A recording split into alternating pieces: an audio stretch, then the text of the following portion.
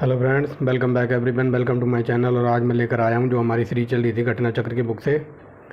तो उसका part number 7 है। ठीक फ्रेंड, इससे पहले हम 6 प्रैक्टिस सेट लगा चुके हैं और 6 प्रैक्टिस सेट के जरिए हमने लगभग 90% पॉलिटी कंप्लीट कर दी है। ठीक फ्रेंड, अगर जो कुछ रहा बचा होगा वो आज हम इस प्रैक्टिस सेट में देख लेंगे। इस प्रैक्टिस सेट में लगभग 120 प्लस क्वेश्चन है। ठीक फ्रेंड्स, तो जो कुछ रह गया होगा उसको हम इसमें लगा लेंगे। ठीक फ्रेंड, और जैसा कि मैंने कहा, जैसे ही हमारी घटना चक्र की बुक से पॉलिटी खत्म होगी, ठीक फ्रेंड, उसके बाद मैं आपको वर्ल्ड जियोग्राफी कराऊंगा एकदम घटना चक्र की बुक से ही। ठीक फ्रेंड, और वर्ल्ड जियोग्राफी के साथ साथ जैसे ये वर्ल्ड जियोग्राफी खत्म होगी फिर मैं कराऊंगा आपको इंडियन जियोग्राफी। ठीक फ्रेंड्स, याद रखना।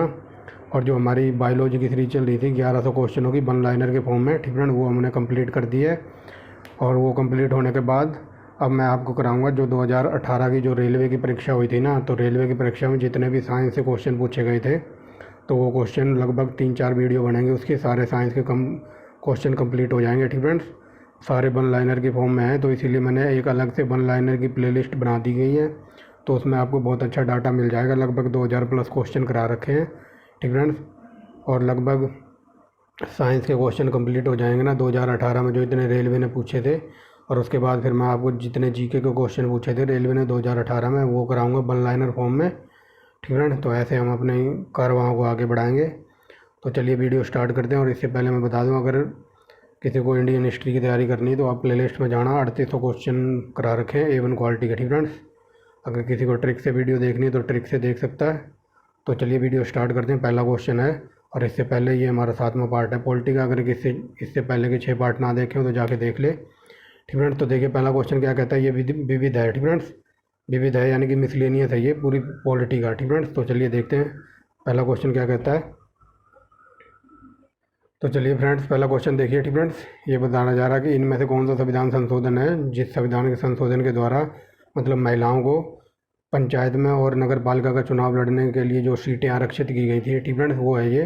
तो देखिए, आपको पता होगा जो मैंने कल वीडियो कराई थी तो उसमें बताया था 73वां संविधान संशोधन पंचायत राज्य को डिफाइन करता है और 74वां संविधान संशोधन नगर पालिकाओं को। ठीक फ्रेंड्स, तो समझ गए होंगे यहाँ नगर पालिकाओं और पंचायतों की बात की गई है, देख लीजिए। ठीक फ्रेंड्स, तो ये ऑप्शन नंबर ए हो जाएगा। ठीक फ्रेंड्स, देख लीजिए। ठीक फ्रेंड्स, यहाँ देखिए। ठीक फ्रेंड्स, 73वां और 74वां संविधान संशोधन क्रमशः पंचायतों और नगर पालिका प्रावधान है। ठीक फ्रेंड्स, और इसमें महिलाओं की सीटों का 1/3 आरक्षण सीटों का व्याख्या की गई है। ठीक फ्रेंड्स, आगे देखते हैं।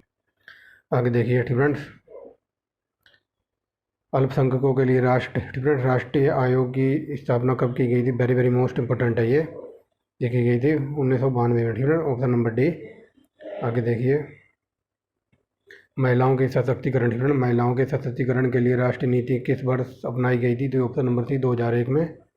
ठीक है, यहाँ देख लीजिए 2001।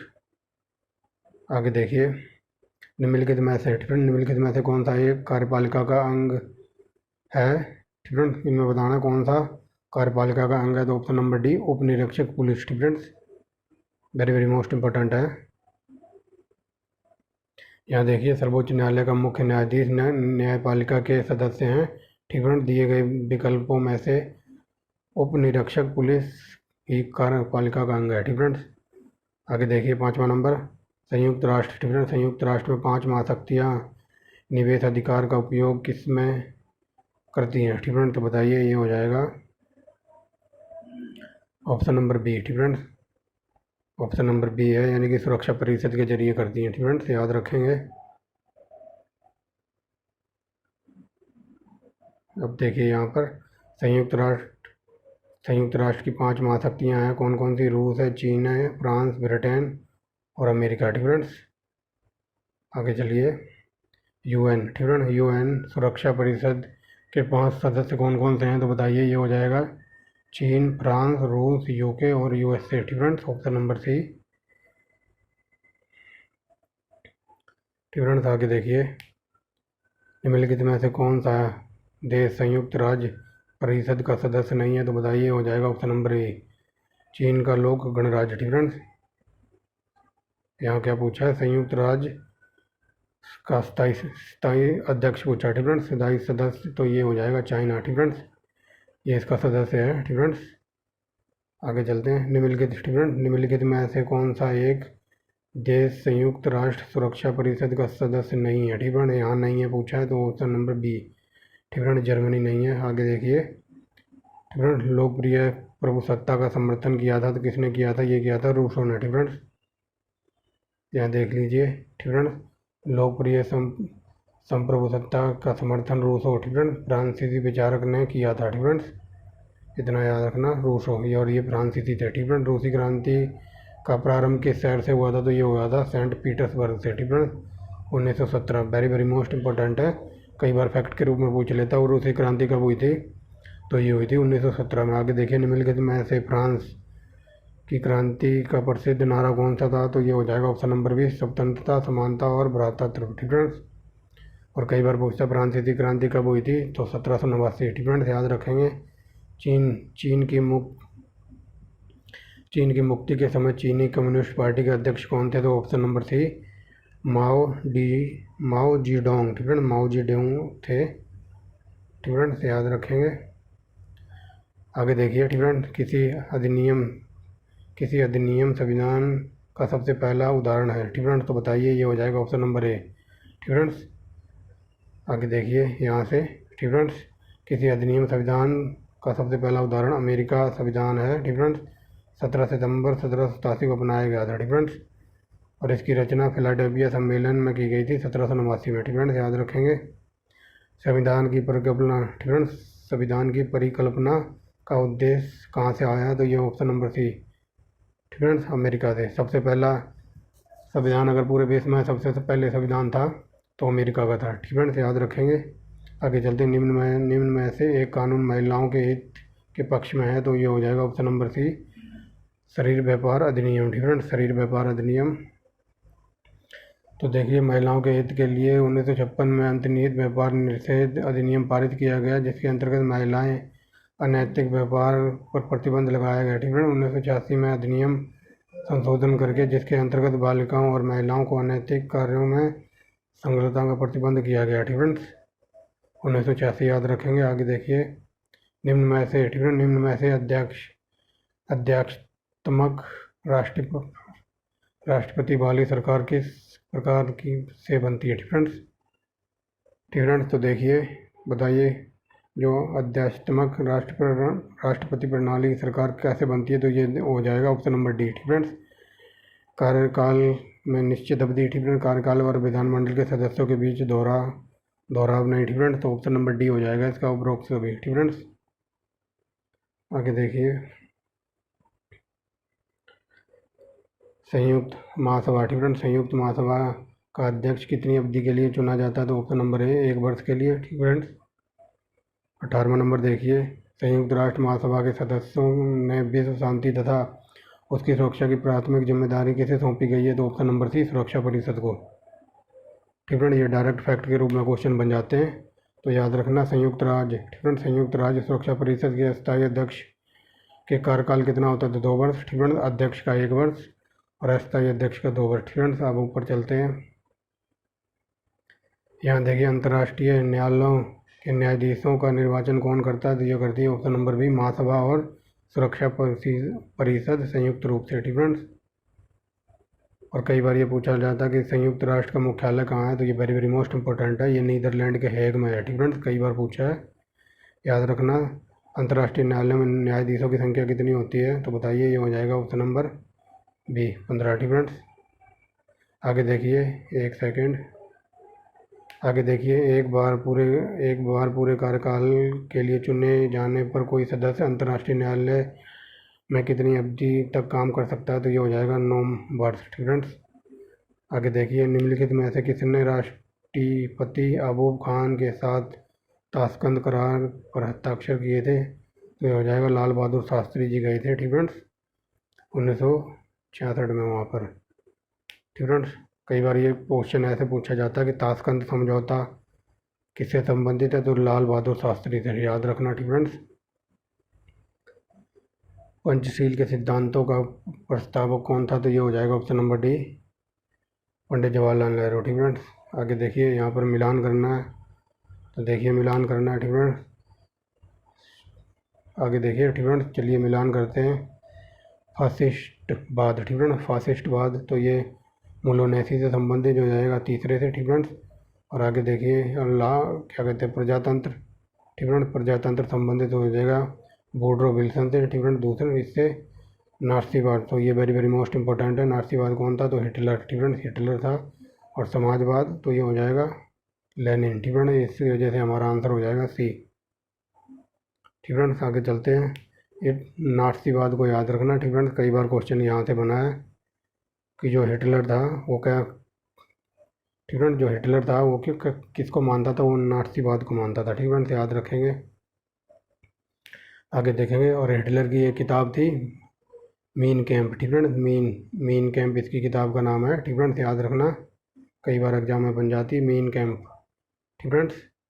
इन सारी बुकों को वगैरह को मैंने कंप्लीट करा रखा है, ठीक फ्रेंड्स, आप जाके देख सकते हैं। वेरी मोस्ट इंपॉर्टेंट टॉपिक के नाम से प्ले लिस्ट मिल जाएगी।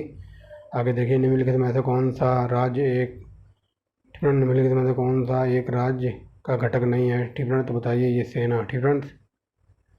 आगे चलते हैं।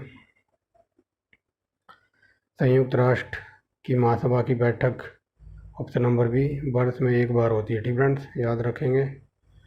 सरकार किसकी एजेंसी है, तो बताइए ऑप्शन नंबर सी राज्य की, ठीक फ्रेंड्स, राज्य के अधीन क्या है, ठीक फ्रेंड्स, राज्य के अधीन क्या है, तो ऑप्शन नंबर सी आंतरिक और बाह्य दोनों में प्रभु सत्ता, ठीक फ्रेंड्स, आंतरिक और बाह्य में दोनों में प्रभु सत्ता है। आगे चलेंगे। निम्नलिखित में से कौन सा राज्य का अनिवार्य तत्व नहीं है, तो बताइए कौन सा तत्व नहीं है, तो ऑप्शन नंबर बी हो जाएगा प्रशासन, ठीक फ्रेंड्स, प्रशासन इनका कोई अंग नहीं है। आगे देखिए प्रशासन राज्य का अंग नहीं है, ठीक फ्रेंड्स, जनसंख्या, भूभाग, सरकार, प्रभुसत्ता राज्य के आधारभूत तत्वों में शामिल है, ठीक फ्रेंड्स, पर प्रशासन शामिल नहीं है। आगे देखिए राज्य का एक अनिवार्य तत्व कौन सा है, तो बताइए, हो जाएगा ऑप्शन नंबर डी ये सभी, ठीक फ्रेंड्स।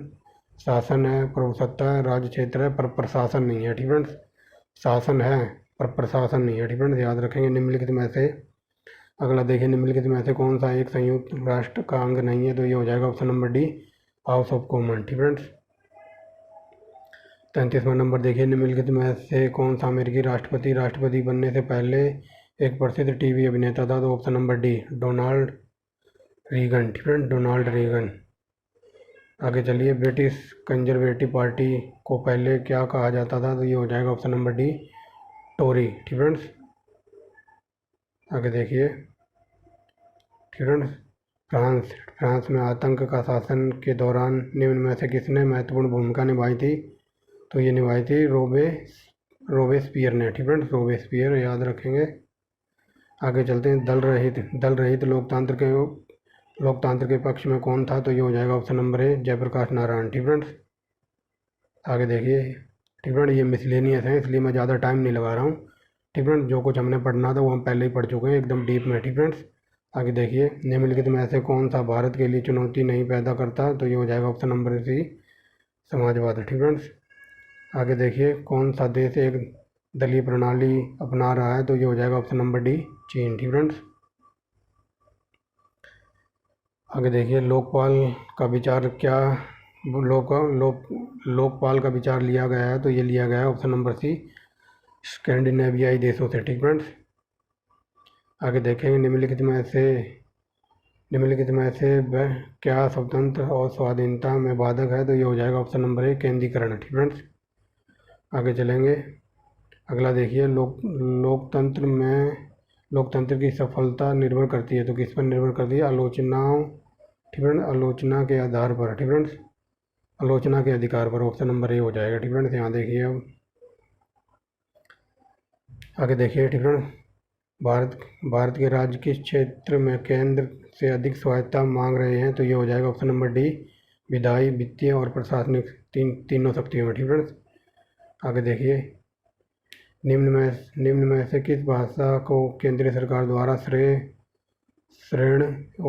श्रेणी मतलब क्लासिकल भाषा का दर्जा प्राप्त है, तो बताइए, ये हो जाएगा ऑप्शन नंबर बी, ठीक फ्रेंड्स, तमिल को क्लासिक भाषा का दर्जा प्राप्त है, तो याद रखेंगे। ठीक फ्रेंड्स, वर्तमान में संस्कृत, तमिल, उर्दू, कन्नड़, ठीक फ्रेंड्स, केंद्रीय सरकार द्वारा मतलब क्लासिकल लैंग्वेज का दर्जा प्राप्त है इनको, ठीक फ्रेंड्स। किस को दोबारा देख लीजिए, संस्कृत, तमिल, तेलुगु और कन्नड़, ठीक फ्रेंड्स, कई बार पूछ लेता है यहाँ से डायरेक्ट कि इसमें से कौन सी क्लासिकल लैंग्वेज है, तो तमिल, उर्दू, नहीं तमिल, कन्नड़, तेलुगु और संस्कृत। ठीक फ्रेंड्स, आगे चलते हैं। शक्ति के विकेंद्रीकरण को गांधी जी का समर्थन क्या कारण था। ठीक फ्रेंड्स, तो ये हो जाएगा ऑप्शन नंबर ए, विकेंद्रीकरण लोकतंत्र के लोगों की अधिक भागीदारी सुनिश्चित करना। ठीक फ्रेंड्स, अगर यहाँ ये पूछ लेना, ठीक फ्रेंड्स, यहाँ ये पूछ ले कि ये 4 लैंग्वेज है ना, एक संस्कृत, तमिल, तेलुगु, कन्नड़। ठीक फ्रेंड्स, अगर ये वर्तमान में पूछ ले, अगर करंट की बात बताऊँ तो अब ये लैंग्वेज 6 हो गई हैं। ठीक फ्रेंड्स, 6 याद होगी। इसमें याद रखना, एक उड़िया शामिल की गई है। ठीक फ्रेंड्स, उड़िया शामिल की गई है और एक लैंग्वेज और है, एक सेकेंड, क्या हो रहा है। ठीक फ्रेंड, तो ये अब 6 लैंग्वेज हो गई है। ठीक फ्रेंड्स, याद रखना इनके 6 के नाम तमिल है, तेलुगु है, कन्नड़ है, ठीक फ्रेंड्स, और संस्कृत है, और एक है उड़िया, और एक शायद है मलयालम। ठीक फ्रेंड्स, तो आगे देखेंगे। ठीक फ्रेंड्स, तो आगे देखिए, ये हो गया ना गांधी जी वाला। ठीक फ्रेंड्स, यहाँ चलिए, लोगों की सहमति का अर्थ क्या है, तो ऑप्शन नंबर सी, अधिकांश लोगों की सहमति। ठीक फ्रेंड्स, आगे देखिए, सर्वोच्च प्रभुसत्ता किसका अनिवार्य लक्षण है, तो ये हो जाएगा ऑप्शन नंबर ई, राज्य का। ठीक फ्रेंड्स, अब देखिए, प्रजातीय भेदभाव किसका उल्लंघन है, तो ये हो जाएगा ऑप्शन नंबर डी, सामाजिक समानता और सामाजिक न्याय के सिद्धांत का। ठीक फ्रेंड्स, आगे चलिए, एकात्मक संरचना और अध्यात्मक शासन प्रणाली रूप वाले देशों का एक उदाहरण है, तो ऑप्शन नंबर डी, फ्रांस। ठीक फ्रेंड्स, तो इसका आंसर हो जाएगा सी। ठीक फ्रेंड्स, आगे देखिए,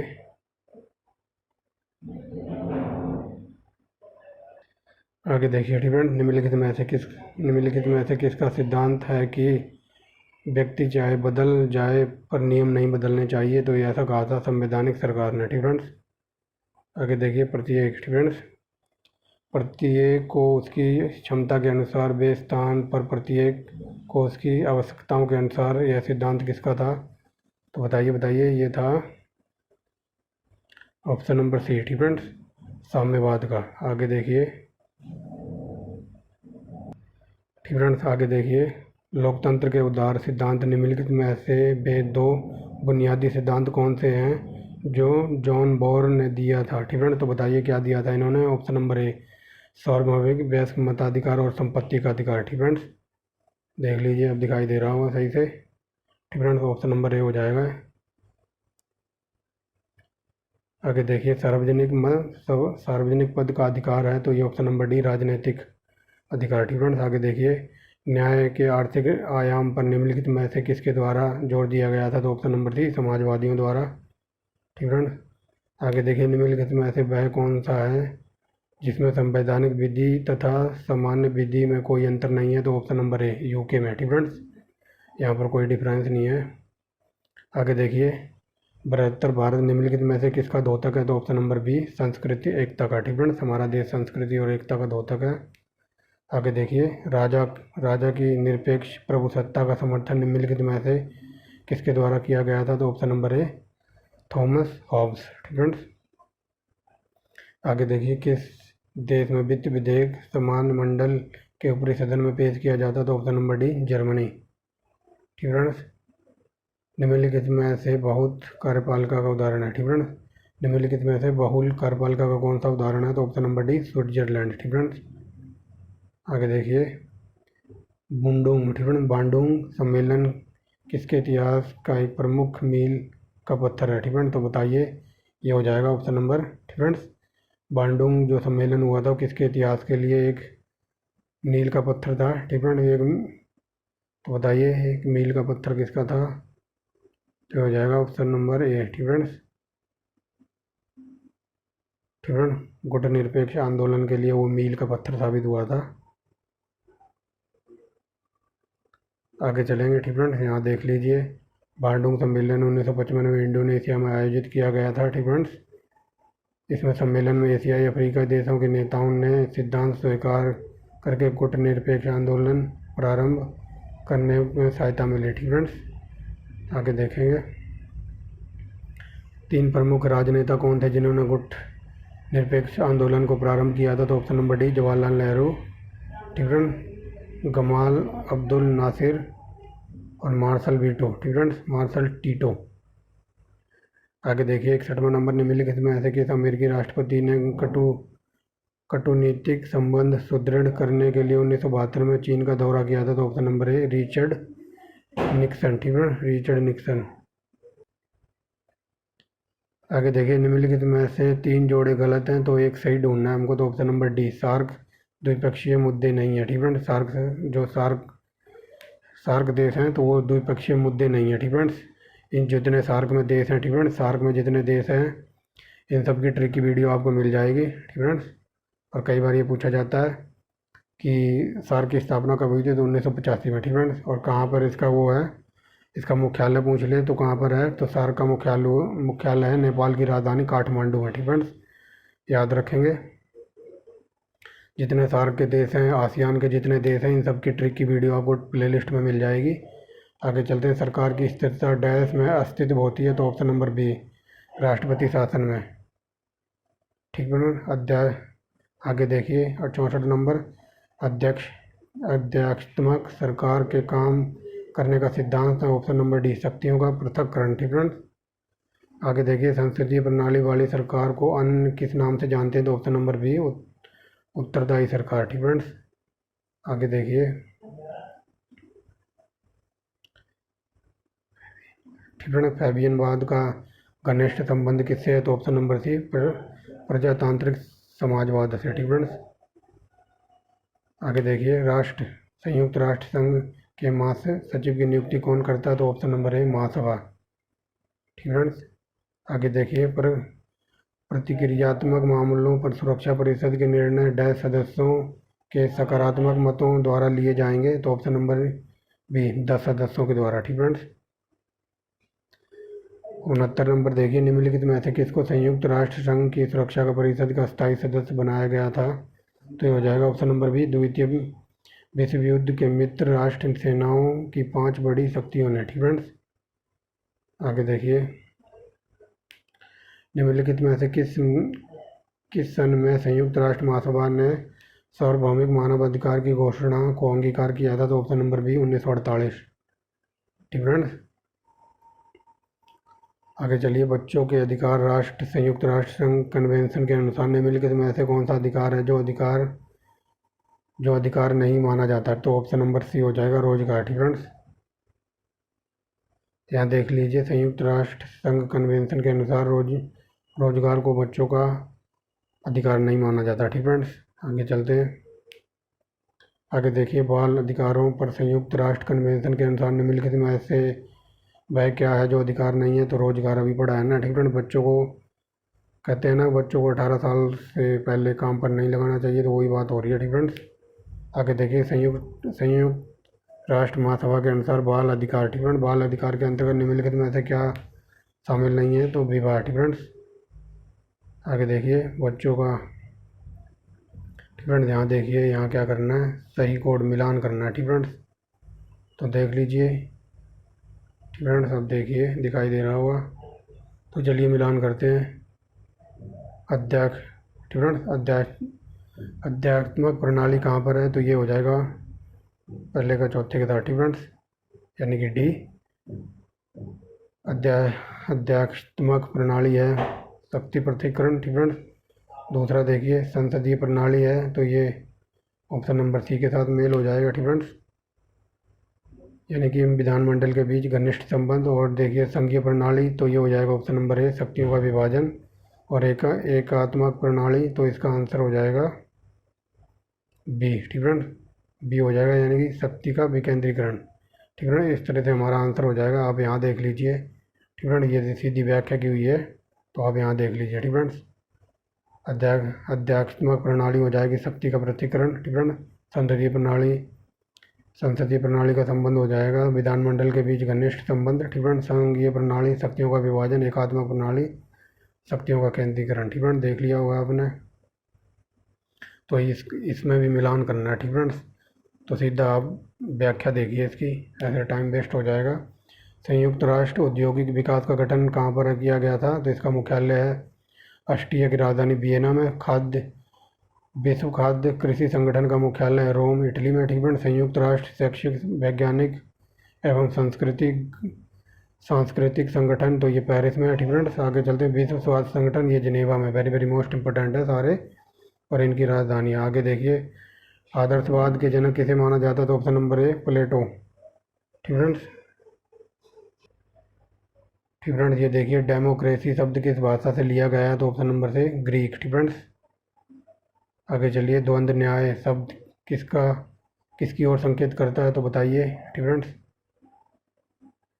ये हो जाएगा ऑप्शन नंबर सी, तर्क वितर्क तथा चर्चाओं के बाद सत्य का पता लगना। ठीक फ्रेंड्स, ऑप्शन नंबर सी। द्वंद्व मतलब होता है ना कि दो दोहरी स्थिति, तो वही बात बताई जा रही है। द्वंद्व न्याय यानी कि तर्क वितर्क और चर्चाओं के बाद सत्य का पता लगना, इसको द्वंद्व न्याय कहते हैं। आगे देखिए, सितंबर 1998 में किसके अनुमोदन के बाद लैंडमाइन संधि एक विश्वव्यापी नियम बन गया था? तो बताइए। ये हो जाएगा option number B, Burkina Faso. ठीक है, बुर्किना फासो। आगे देखिए, नैसर्गिक अधिकार सिद्धांत का प्रतिपादन किसके द्वारा किया गया था? तो option number B, John Locke द्वारा। ठीक है। राज्य शब्द का प्रयोग सर्वप्रथम किसने किया था? तो वेरी वेरी मोस्ट इंपोर्टेंट है, ये मैकियावेली। ठीक फ्रेंड्स, अब ये मैकियावेली कौन है? तो ये वही है, मैकियावेली के प्रिंस। ठीक फ्रेंड्स, आगे चलते हैं। मनुष्य एक सामाजिक प्राणी है, यह कथन किसका था? तो ऑप्शन नंबर बी, अरस्तु का। ठीक फ्रेंड्स, 83 नंबर देखिए, राजनीतिक प्रभुसत्ता का संकल्पना का समर्थन किया था किसने? तो ये option number B, John Locke ने। ठीक फ्रेंड्स, अभी कराया ऊपर राजनीतिक। ठीक फ्रेंड्स, राजनीति शास्त्र को अर्थशास्त्र किसने कहा था? तो ऑप्शन नंबर बी, ब्राइस ने। ठीक फ्रेंड्स,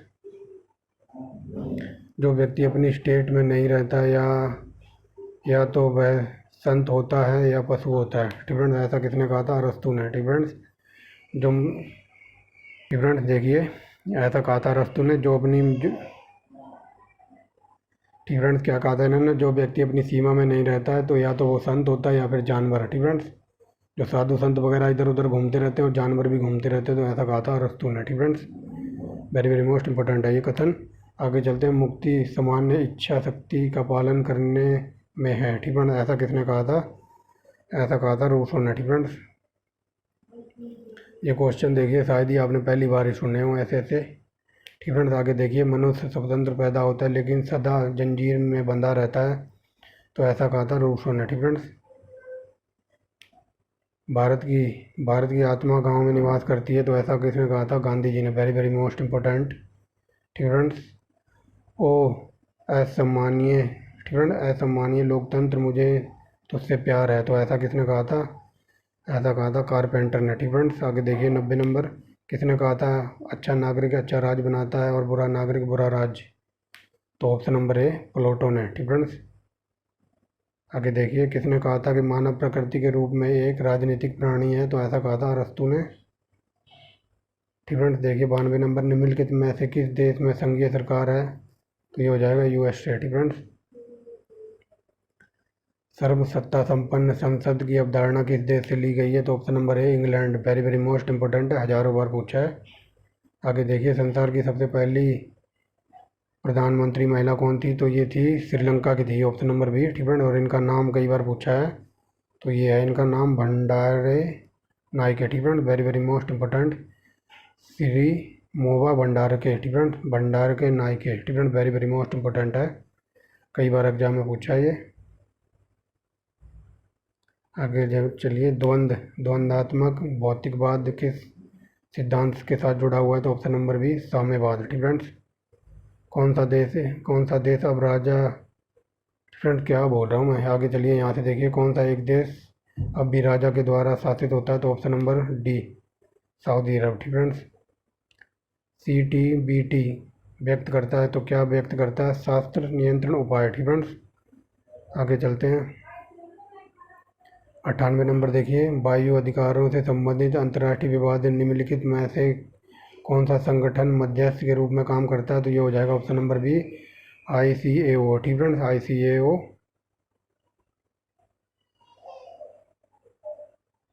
आगे देखिए ठीक फ्रेंड्स, जन जन इच्छा का संकल्पना का समर्थन किया था किसने? तो ये हो जाएगा ऑप्शन नंबर डी, रूसो ने। ठीक फ्रेंड्स, ठीक फ्रेंड्स आगे देखिए, यहाँ पूछा गया कि संयुक्त राष्ट्र का सबसे लास्ट में सदस्य कौन बना था? तो ये बना था पूर्वी तिमोर। ठीक फ्रेंड्स आगे देखिए, संयुक्त राष्ट्र की नवीन सरकारी भाषा है, तो ये हो जाएगा ऑप्शन नंबर डी, अरबी। ठीक फ्रेंड्स इधर देखते हैं 102 नंबर देखिए। ठीक फ्रेंड्स, निम्नलिखित में से किस स्थिति में स्वेच्छाचारी शासन संभव है? तो ये हो जाएगा ऑप्शन नंबर ए, एक दलीय राज्य में। ठीक फ्रेंड्स आगे देखिए, पिछला एशिया पैसिफिक आर्थिक सहयोग शिखर सम्मेलन कहाँ हुआ था? तो ऑप्शन नंबर ए, सिडनी। ठीक फ्रेंड्स, ठीक फ्रेंड्स अगला देखिए, लोकतंत्र के दो रूप कौन से हैं? तो प्रत्यक्ष और अप्रत्यक्ष। ठीक फ्रेंड्स इधर देखिए, ठीक फ्रेंड्स आगे देखिए, प्रत्यक्ष लोकतंत्र सरकार एक ऐसा यंत्र है जिसमें लोग देश के नीति निर्माण कार्य तथा प्रशासन के सीधे भाग लेते हैं। ठीक फ्रेंड्स ऑप्शन नंबर सी हो जाएगा। आगे देखिए छठा क्वेश्चन, भारत के प्रत्यक्ष लोकतंत्र का उदाहरण है? तो ऑप्शन नंबर सी, ग्राम सभा। ठीक फ्रेंड्स ग्राम सभा है। आगे देखिए, अफगानिस्तान के संयुक्त राष्ट्र संघ का विशेष दूत निम्नलिखित में से कौन है? तो ये हो जाएगा ऑप्शन नंबर ए, लखदर ब्राहिमी। आगे देखिए, छाया मंत्रिमंडल का रीति रिवाज कहाँ से शुरू हुआ था? तो option number B, Great Britain, very very most important. आगे देखिए, निम्नलिखित में से वह कौन सा देश है जिसने सिविल सेवा की प्रतियोगी परीक्षा सबसे पहले शुरू की थी? तो ऑप्शन नंबर सी, चीन।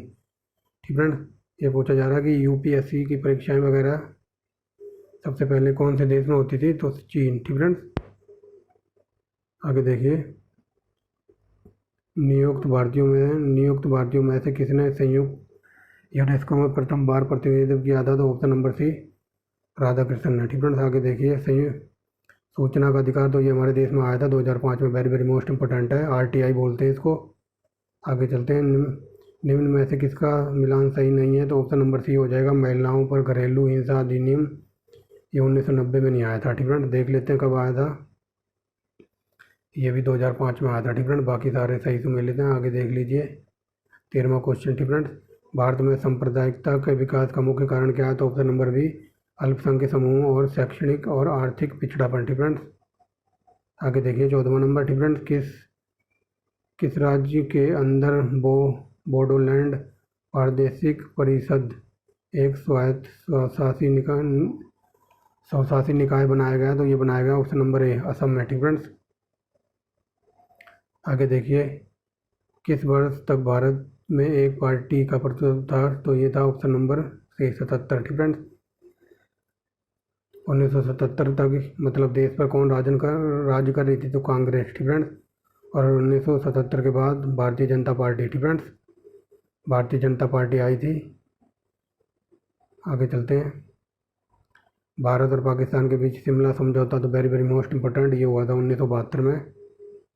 ठीक फ्रेंड्स आगे चलते हैं, 17वां नंबर देखिए, जब भारत और रूस के बीच मैत्री और सहयोग की संधि पर हस्ताक्षर किए गए तब रूसी नेता कौन था? तो बताइए, ये हो जाएगा ऑप्शन नंबर बी। ठीक फ्रेंड्स लियोनिड ब्रेजनेव। ठीक फ्रेंड्स ब्रेजनेव थे, लियोनिड ब्रेजनेव। आगे देखिए, राजनीतिक और नीतियों में व्युत्पन्न शब्द इंद्रधनुषी संगठन शब्द किसने दिया था? तो ये दिया था बराक ओबामा ने। ठीक friends very very most important. आगे चलते हैं, मतपत्रों में सबसे पहला प्रयोग किया गया था, तो ये कहाँ किया गया था? ये ऑस्ट्रेलिया में। ठीक फ्रेंड्स 20वां नंबर देखिए, केंद्रीय प्रदूषण नियंत्रण बोर्ड का मंत्रालय किसके अंतर्गत आता है? तो ऑप्शन नंबर डी, ये पर्यावरण और वन मंत्रालय के अंतर्गत आता है। ठीक फ्रेंड्स आगे देखिए, ठीक फ्रेंड्स 21वां नंबर, निम्न में से किस फसल की खेती भारत में मानवीय उच्चतम न्यायालय द्वारा निषिद्ध है? तो बताइए कौन सी खेती नहीं है? तो ये आगे चलते हैं। ठीक फ्रेंड्स, ये आनुवांशिक रूपांतरित बैंगन। ठीक फ्रेंड्स इसकी खेती पर प्रतिबंध लगाया है किसने? उच्च न्यायालय ने। ठीक फ्रेंड्स हाई कोर्ट ने। तो ये थी हमारी वीडियो आज की, नीचे कुछ है नहीं। ठीक फ्रेंड्स तो ये 121 क्वेश्चन थे मिसलेनियस के। ठीक फ्रेंड्स कुछ बहुत ही वेरी मोस्ट इंपॉर्टेंट जो डायरेक्ट फैक्ट के रूप में पूछ लेते हैं। ठीक फ्रेंड्स, तो मैं एक बार और बता दूं, जैसे कि हमारी बायोलॉजी की सीरीज कंप्लीट हो गई है, तो अब रेलवे में 2018 में जितने क्वेश्चन पूछे थे वो सारे कराऊंगा मैं। ठीक फ्रेंड्स, तो 2018 के रेलवे के जो भी साइंस में ग्रुप डी में या ग्रुप सी वगैरह के जो एग्ज़ाम थे उसमें पूछे गए थे, तो वो क्वेश्चन कराऊंगा। ठीक फ्रेंड्स, साइंस के, और साइंस के कंप्लीट हो जाएंगे उसके बाद फिर हम हिस्ट्री वगैरह के क्वेश्चन करेंगे रेलवे ग्रुप डी और एनटीपीसी के लिए। ठीक फ्रेंड्स, और साथ साथ में आज हमारी ये पॉलिटी ख़त्म हो गई है और लगभग 2-3 घंटे के बाद आपको वर्ल्ड जियोग्राफी की पहली वीडियो मिल जाएगी। ठीक फ्रेंड, और शाम तक हो सके तो रेलवे ग्रुप डी के जो एग्ज़ाम के बारे में बता रहा हूँ साइंस के क्वेश्चनों की, उसकी भी एक वीडियो मिल जाए। ठीक फ्रेंड्स, तो thanks for watching the video and bye bye. देखते रहिए चौहान सर के साथ। ठीक फ्रेंड्स, तो अगर वीडियो अच्छी लगी हो तो लाइक एंड शेयर करेंगे, चैनल को सब्सक्राइब करेंगे। ठीक फ्रेंड्स, मिलते हैं नेक्स्ट वीडियो में।